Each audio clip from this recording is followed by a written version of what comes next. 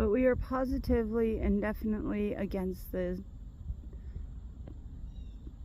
disintegration of our community and our body politic that we cherish above all things, realizing that where anarchy prevails, none of us have anything of any value, and none of us have any freedoms anymore. That was from the sermon, No Color Line at the Cross.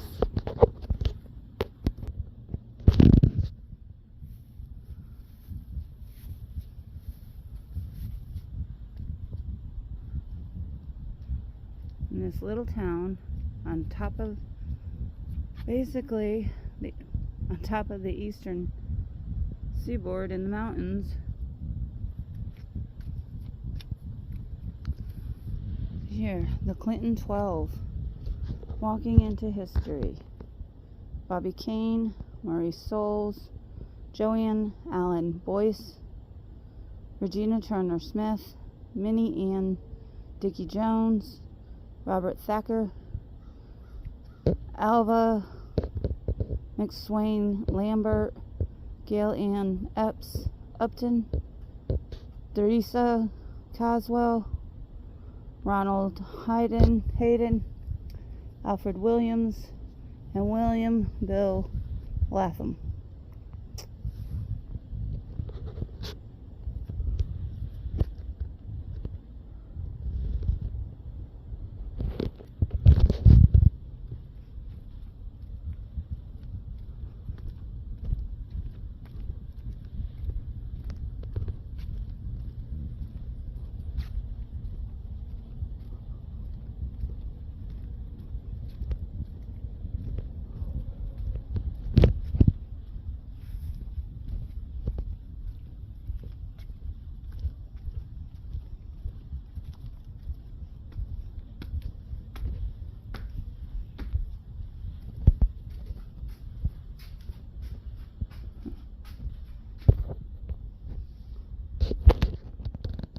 Prelude, the Green McAdoo School.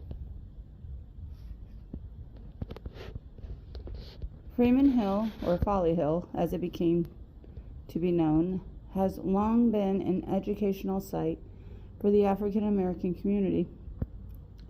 Whether in the school built by the Freedmen's Bureau after the Civil War, later destroyed by fire, or in the churches of Aspie Methodist and Mount Sinai Baptist, built in 1935 as a New Deal project, and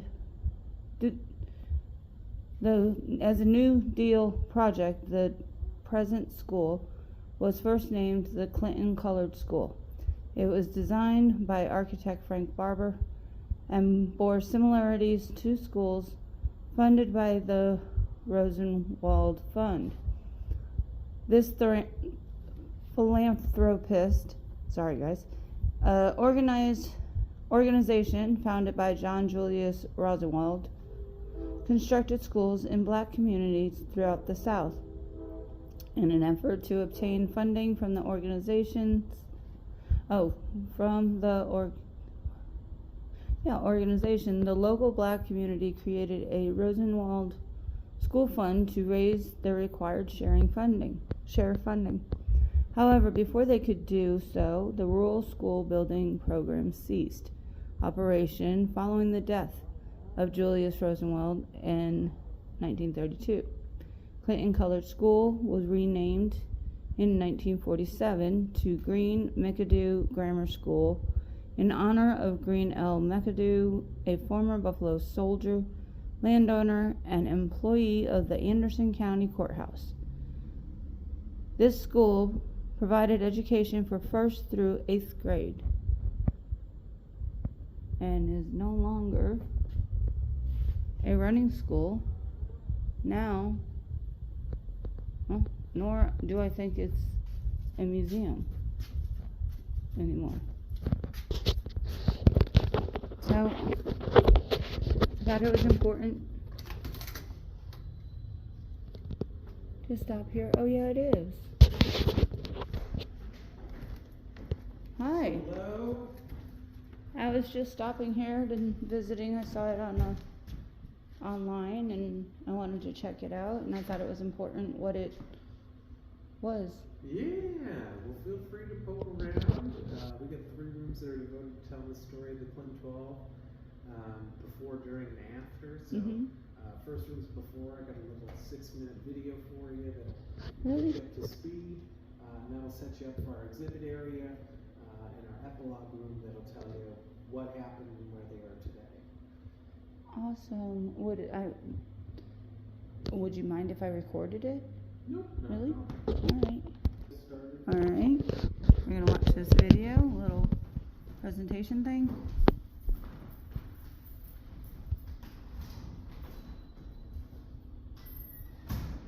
Hello, my name is Teresa Blair, Miss Teresa Blair. In 1956, I taught elementary students in this classroom, one of 3 rooms in this school, the Green McAdoo Grammar School in Clinton, Tennessee, a mill town of 4,000 people, of whom less than 10% were black.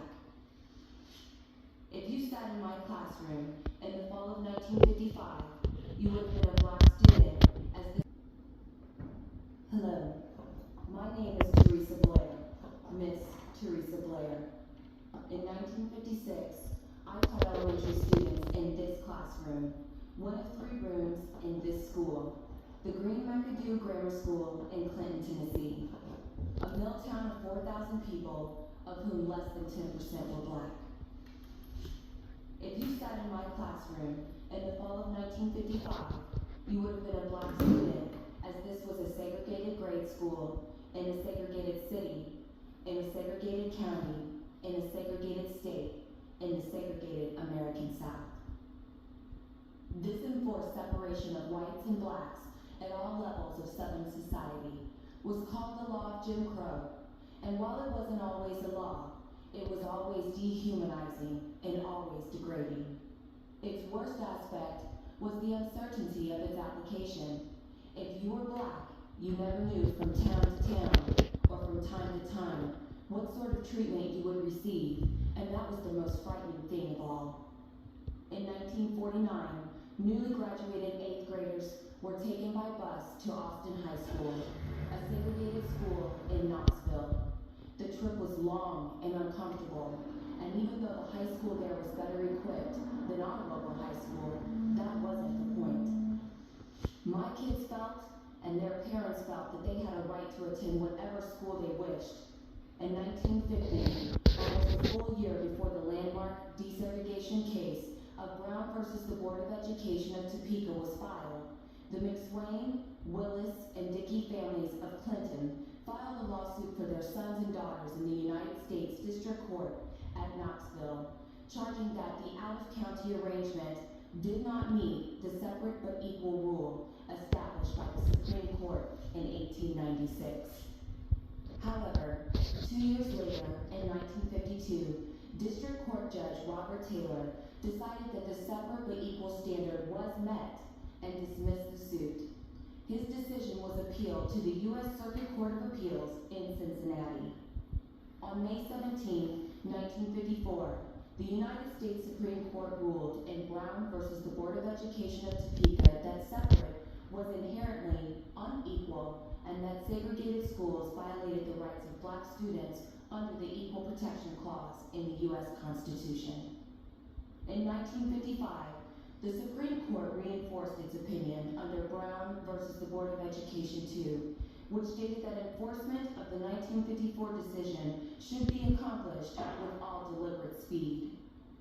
Our case, McSwain et al. Versus Anderson County, was remanded to Judge Taylor, who then reversed his earlier decision based upon the new precedent established by the United States Supreme Court.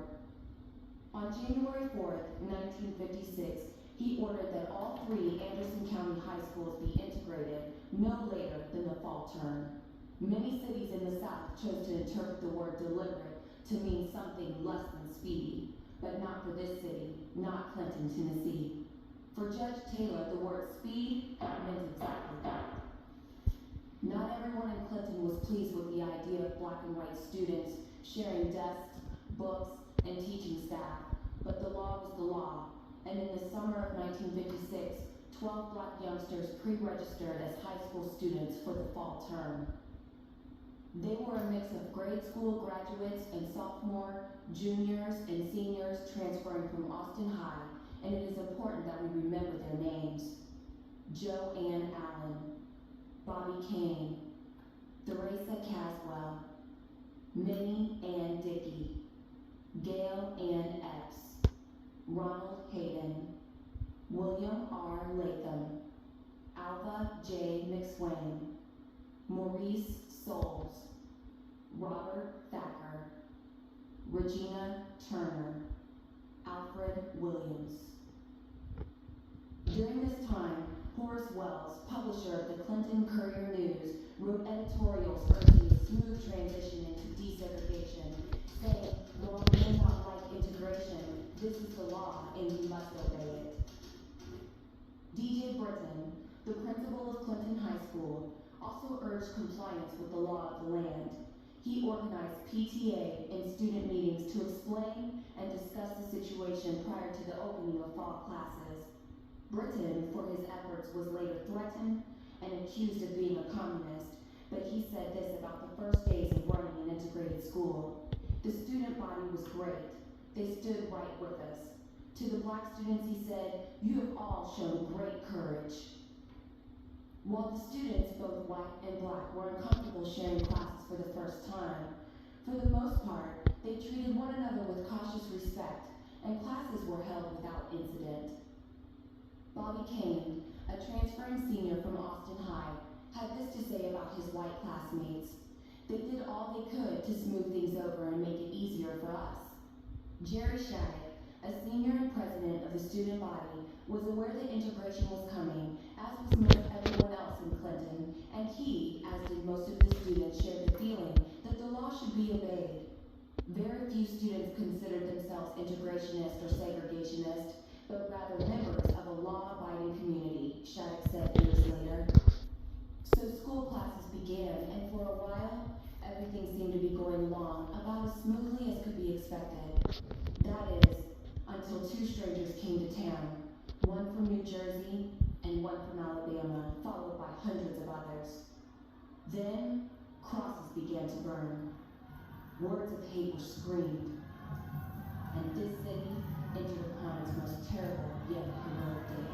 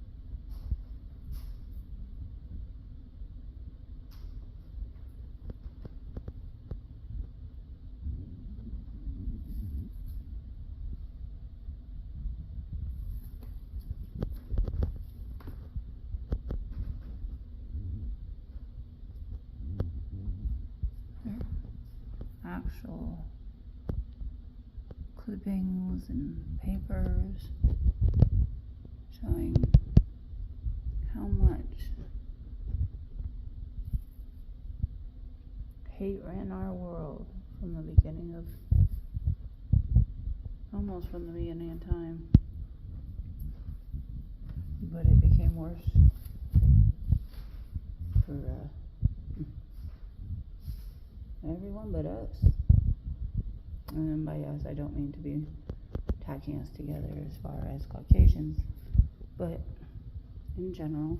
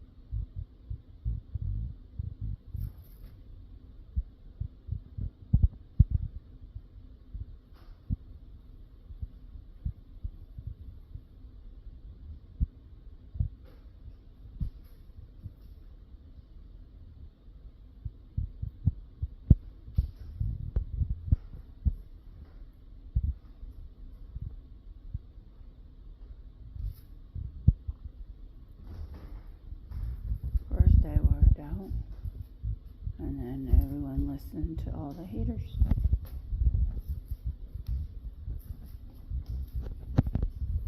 We still do. But at least these recent generations are starting to call them out.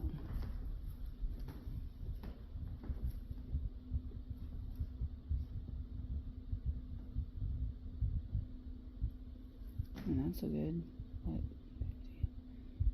70 years later, 50 years later.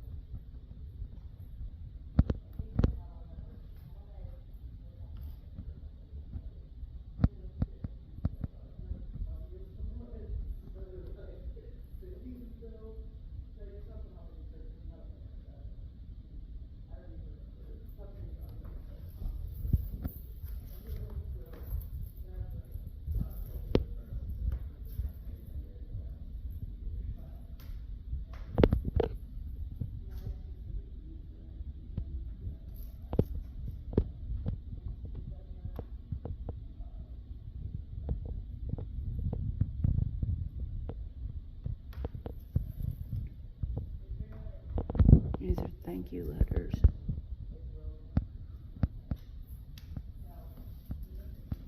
And hate letters.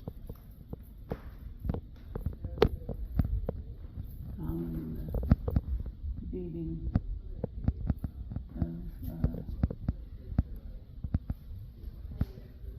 Reverend Paul Turner. He was supported and gave a sermon of the no color line at the cross.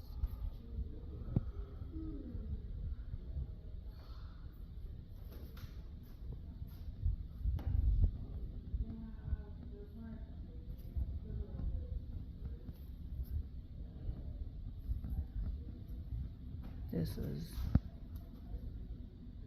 just right around and just after World War II.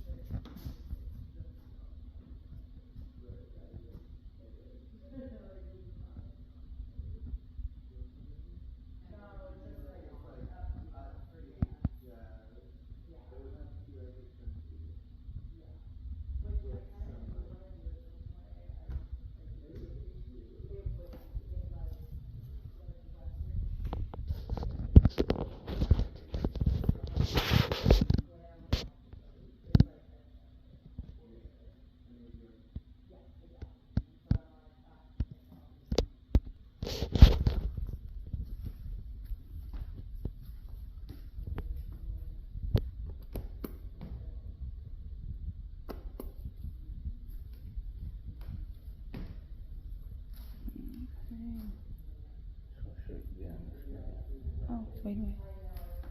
Might be doing something. Maybe he's doing something. I don't know. It says bombing of Clinton High School. A thick fog enshrouded the slumbering town in the early hour Sunday morning, October 5th, 1958. 3 blasts at 4:21 a.m., 4:24, and 4:27 a.m.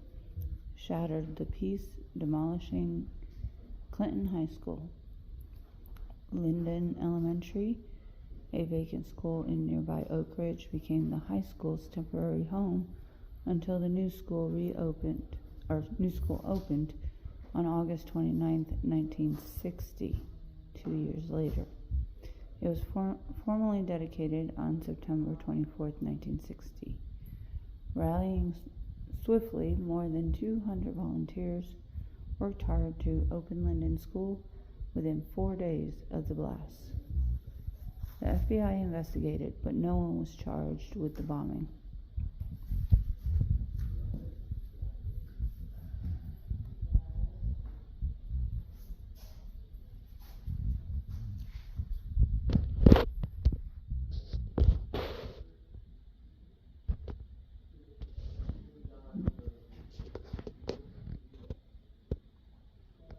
It's always the younger crowd stopping their rivalries. That is one thing that America's good for. Well, I mean, it is. It's when something bad happens. Most people come together.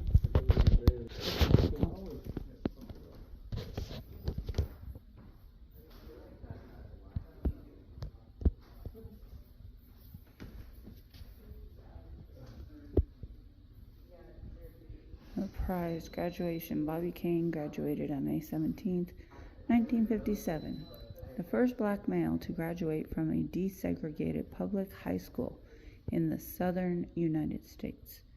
In an attempt to minimize the glare of publicity, Principal Britton banned photographers from the gymnasium.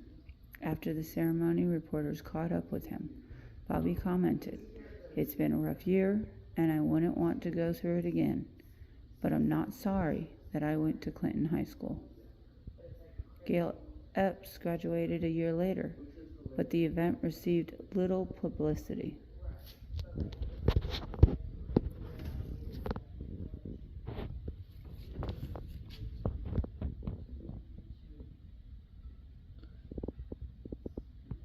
These were 12 extremely brave people to do this for an unforeseen future. To put themselves at higher risk, to put their families at higher risk, all for the opportunity, not even the guarantee, of being recognized, finishing something, of being proud. They had that in themselves before they ever went to school or desegregated. But they showed courage and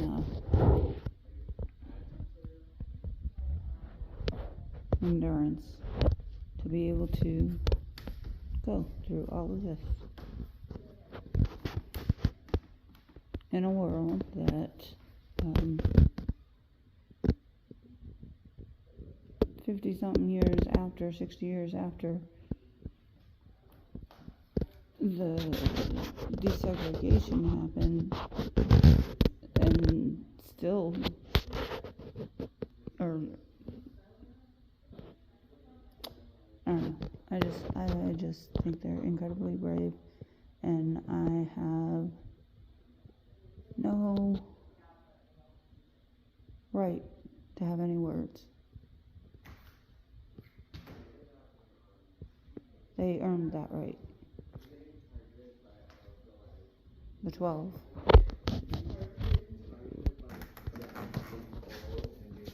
At this point, you either like become an alcoholic or it's